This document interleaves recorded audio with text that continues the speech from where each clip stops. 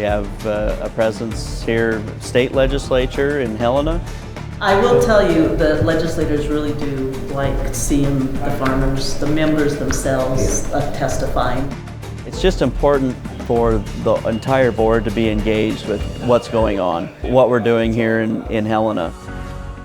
Each year that the Montana legislature is in session, the Montana Grain Growers Association hosts a board meeting in Helena with the goal of showing its board members firsthand the legislative process, how testifying in a committee hearing works, and the work that MGGA staff puts in to ensure proper representation of issues affecting Montana farmers. John Semple has been a contract lobbyist for Montana grain growers for many years. His role today is to update the board on bills that he's been watching on behalf of the Grain Growers Association. John, he sifts through all of the bills, over 4,000 bills in the Montana State Legislature this year, which is insane, really. I mean, that's a lot. And like he had mentioned this morning that typically we're kind of watching 20 to 30 bills regular sort of year. And there's over 200, just keeping our eye on them to see what they turn into, because it could affect us. How these bills all end up coalescing is still to be answered. So I think we should all be careful what we, I guess, not so much what we oppose, but what we think about, and actually look at these bills to be sure that they don't affect some of us somehow. Our focus has been there's a lot of property tax bills going on, reclassification of properties for property taxes, trying to get, there's a lot of people who are taking advantage of an ag tax rate on lands and they're not producing any agricultural products anymore. And so the governor put together a group to try to combat that. And they've come up with a plan. Of course, like with anything, some bills, there's always unintended consequences, right? So we're just trying to make sure that all the bases are covered, and we make sure nobody who's really involved in agriculture is getting hurt by these things. Boyd testified on the bill for state leases, going to a cash bidding process, and then case by case, seeing if anybody wants to go back to a crop share lease for any reason, they'll be able to do that.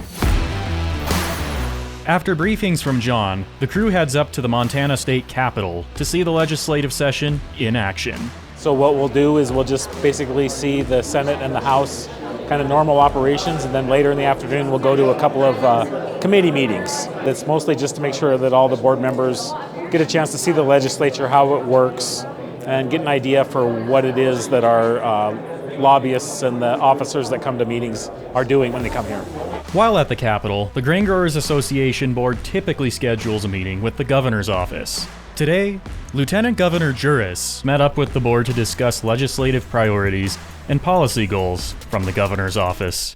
We just wanted to give some of our board members a chance, officers, to talk about some bills coming up that are important to us, and if there's ways we can help you too. So Water rights? Yeah. With that, I was going to turn it over to Dale for the limited liability. The limited liability for agricultural equipment on the roads. Do you have any thoughts or Yes, I do. There? As long as you ask. First of all, we are big believers in tort reform and making sure that businesses, farms, ranchers are treated fairly and predictably in our courts, and we've worked on several measures to get there, including different caps on liabilities. We see and support reform in punitive damages and non-economic damages. My one concern about this bill is you're capping actual damages, and under the Montana Constitution, I'm not sure that that's going to pass legal review, because in our Constitution, Article 2, Section 16 and Section 26, we have a right to full redress for our damages that are actual.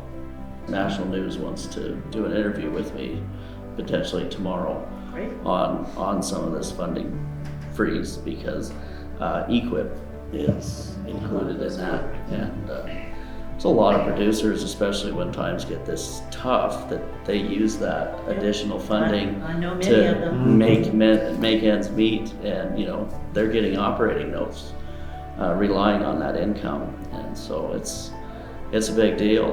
We are watching it very closely. It affects us as a state too. Yes. Just bring up a little bit we talked a little bit this morning too about the right to repair bills that are coming.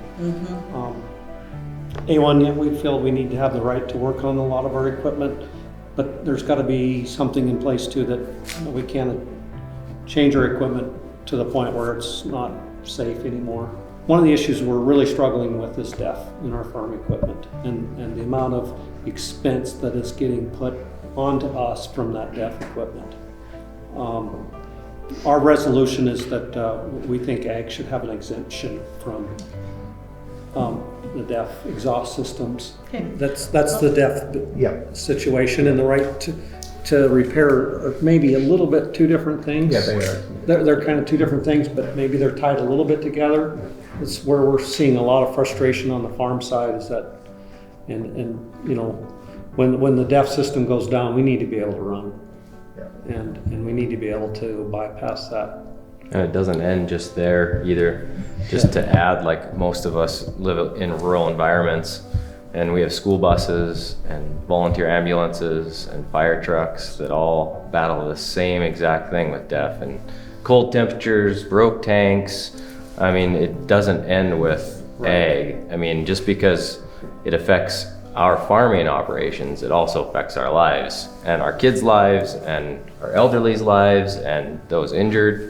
If we could somehow work that in as well, I think there's a lot of valid arguments in that area. So We have several water bills. Some are smaller, some are larger. The exempt water bill is going to be the toughest water bill. And I've been practicing water law for 40 years, and water law is tough. It's a scarce commodity. Even though we don't have a resolution on it, one thing that we kind of pride ourselves on, if it's something that we can see it's going to be an issue, we know the legislature is only every other year, so we like to be actively involved, and we're kind of given the authority to decide if we need to take a stand on it, whether we have a resolution or not. We're more than happy to do so. Okay. Well, thank you. Yes, Yeah, thank you. Thank you. Let's say the last 5 to 10 years, grain growers having more guys on the board that deal with irrigation and have to deal with water on a regular basis, and we feel that we're getting up to speed on some of those issues as well. It's been great to see a more full board and getting those areas represented.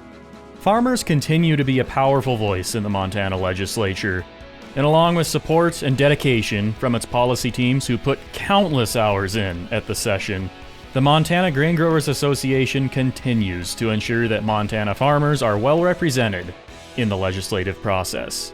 To learn more about MGGA's legislative priorities and how a grain growers membership can benefit your operation, visit mgga.org.